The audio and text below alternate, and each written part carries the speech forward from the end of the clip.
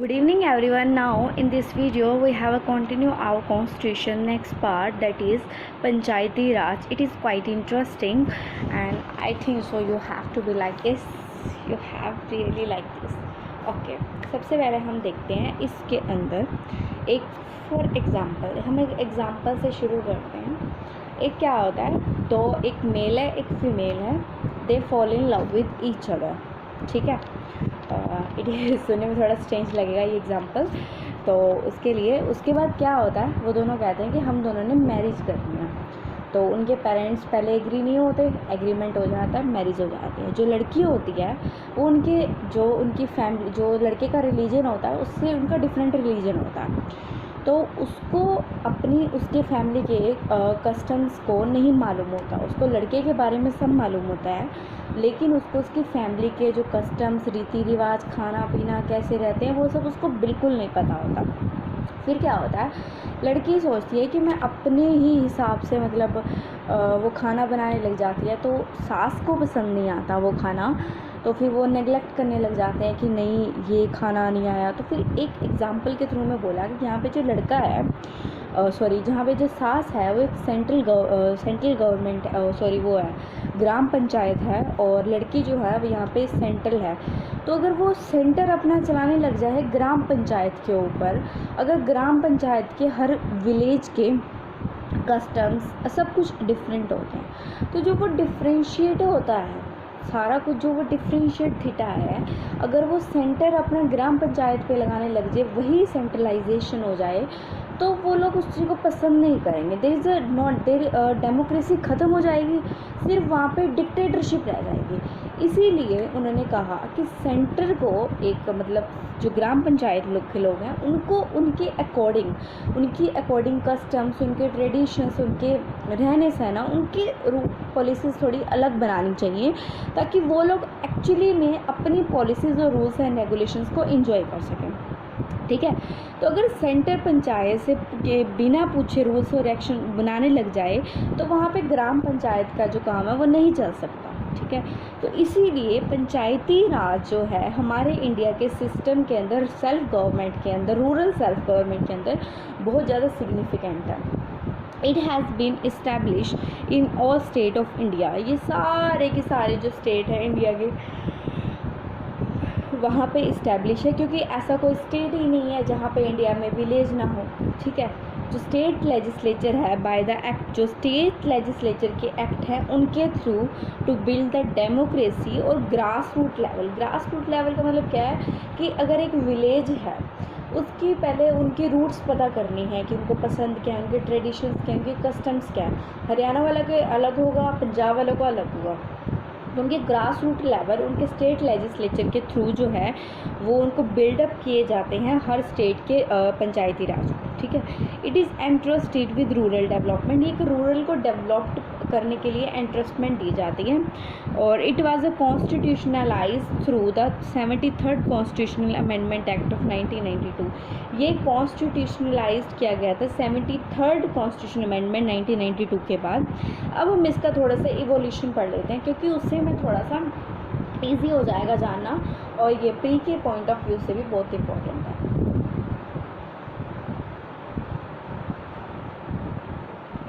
अब आता है, सबसे पहले कुछ कमेटीज़ आती हैं। सबसे पहली कमेटी आती है बलवंत राय मेहता कमेटी। इसके अंदर क्या होता है कि जो इन जनवरी 1957 ये कमेटी को रिकमेंड किया गया था। इस कमेटी का जो मेन मोटो आया था उसमें यह आया था कि इसको सेंट्रलाइजेशन लाना था। ठीक है,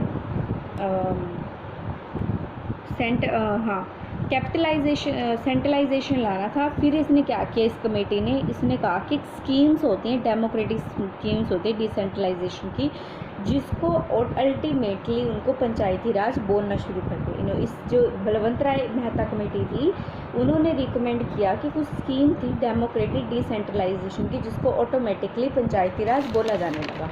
ठीक है, उसके बाद क्या हुआ, इस कमेटी के थ्रू 3 टायर सिस्टम के अंदर इनको डिवाइड किया गया।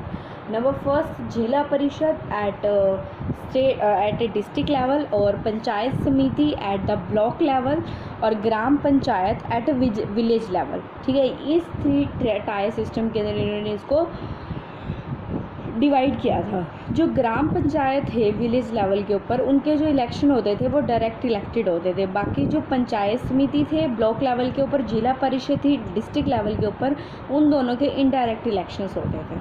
ठीक है, direct election is quite interesting and indirect election is something थोड़ी डिफ़िकल्टी आती है उनके लिए। जो पंचायत समिति है वो एक एग्जीक्यूटिव बॉडी थी, लेकिन जो जिला परिषद था वो एक एडवाइजरी ऑर्डिनरी सुपरवाइजरी बॉडी थी। जिला परिषद का काम इन दोनों को, जो नीचे वाले जो वो लेवल थे, इनको सुपरवाइज करने का भी था। ठीक है, जो डिस्ट्रिक्ट कलेक्टर कौन होता है? एक इंडियन एडमिनिस्ट्रेटिव सर्विस का जो IAS होता है वही डिस्ट्रिक्ट कलेक्टर होता है। Should be the chairman of, उसे क्या चाहिए, किसका चेयरमैन बनना है? जिला परिषद का चेयरमैन बनना है। और Rajasthan was the first state to establish, Rajasthan सबसे पहली ऐसी स्टेट थी जहाँ पर पंचायती राज को इस्टेब्लिश किया गया था। जो ये स्कीम थी वो इनैगुरेट करती थी by the prime minister on October 2, 1959 in Nagpur district. जो ये स्कीम्स बनाई गई थी इसके रिलेटेड, वो प्रधानमंत्री के थ्रू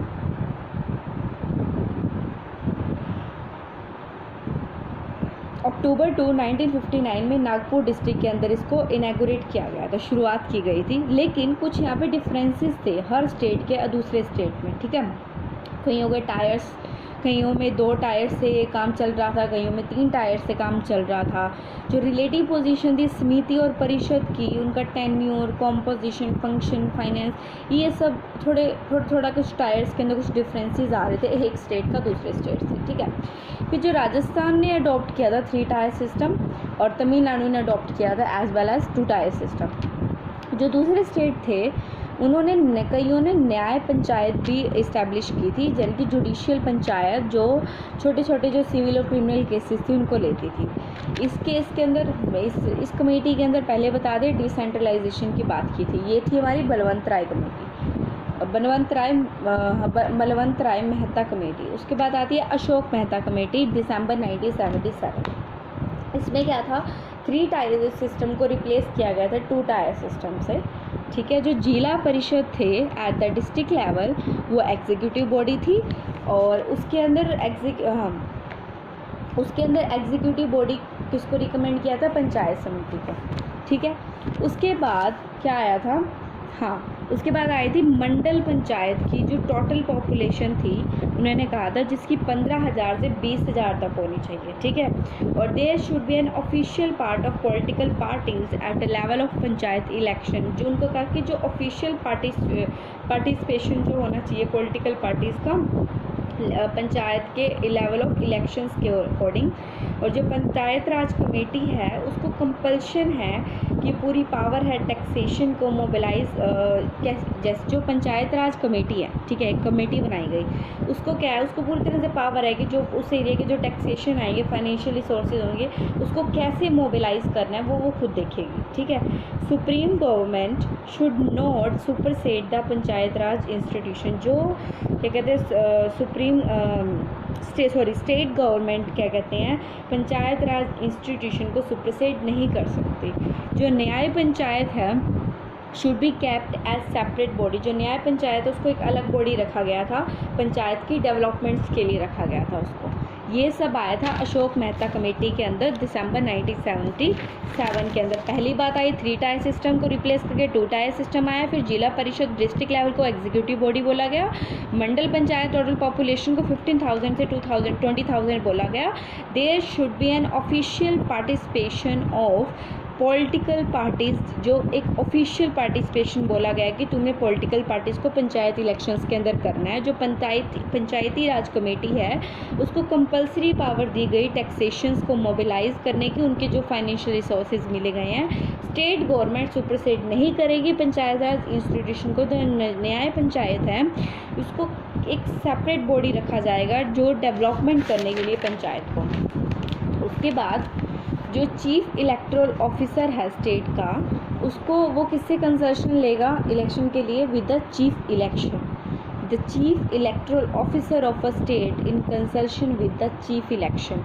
ठीक है, उसके बाद सीट होएगी जो रिजर्वेशन की SC और ST की, वो भी रिजर्व्ड होनी चाहिए उनकी पॉपुलेशन के बेस के ऊपर।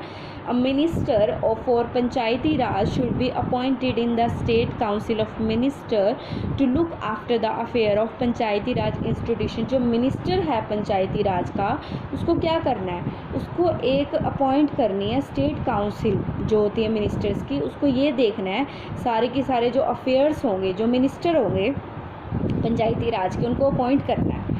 स्टेट काउंसिल ऑफ मिनिस्टर्स को बोलेंगे उसको, और वो लोग किसको देखेंगे, पंचायत राज इंस्टीट्यूशंस के अफेयर्स को देखेंगे। उसके बाद एक constitutional recognisation should be accorded to the panchayati raj institution.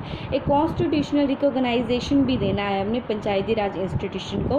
और जो कमीशन होगा उसको क्या चाहिए, उसको ऑर्गेनाइज करना है और कंडक्ट करना है पंचायत राज इलेक्शंस को। Commissioner should organise and conduct the panchayat raj elections. Commissioner को क्या करना है, कमिश्नर का क्या काम है, उसको ऑर्गेनाइज करना है, उसको कंडक्ट करवाना है जो चीफ इलेक्शन कमिश्नर होगा, और अपने इलेक्शंस करवाने हैं बहुत प्रिसाइज मैनर से।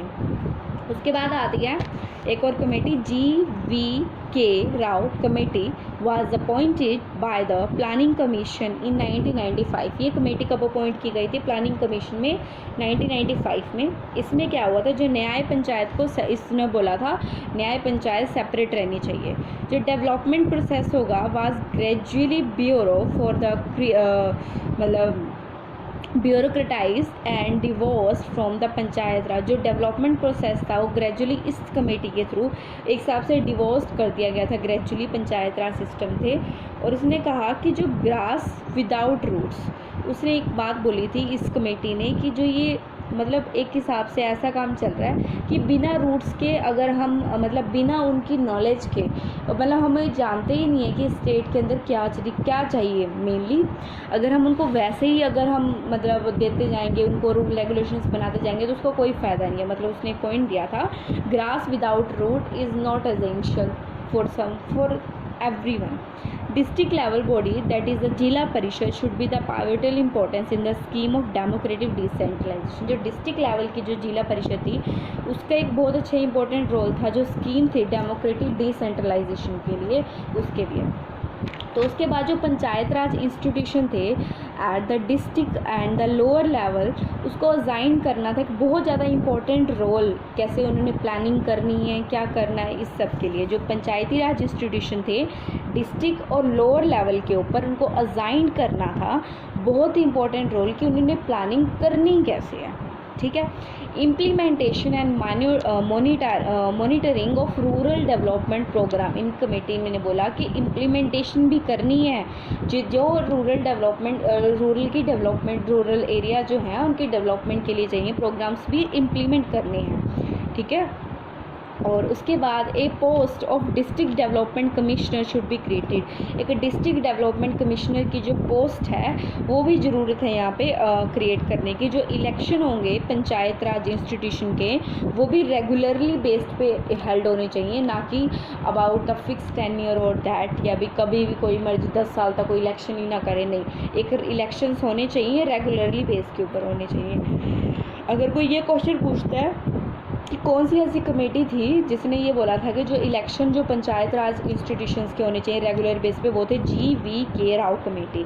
GVK राव कमेटी ने और कुछ रिकमेंड किया था, which recommended reduction in the development role of the district collector. उसने कहा कि जो डिस्ट्रिक्ट कलेक्टर का जो की डेवलपमेंट का जो रोल है उसको रिड्यूस करना, विच असाइंड मेजर रोल, उसने एक बहुत बड़ा मेजर रोल असाइन किया था पंचायत राज को, एक डेवलपमेंट करना एडमिनिस्ट्रेशन के अंदर। एक इसने रिकमेंडेशन दी कि जो रिडक्शन करना है, मतलब कम करना है, जो एक second, which recommended the reduction in the development, जो डिस्ट्रिक्ट कलेक्टर का रोल है, ठीक है, उसको थोड़ा रिडक्शन करना है, उसको असाइन करने एक मेजर रोल जो है वो पंचायत राज के डेवलपमेंट एडमिनिस्ट्रेशन के ऊपर उनको देना। ठीक है, उसको डिस्ट्रिक्ट कलेक्टर का थोड़ा कम करके पंचायत राज के डेवलपमेंट एडमिनिस्ट्रेशन का उसको ज़्यादा रोल देना है, ये GVK राव कमेटी ने बोला था।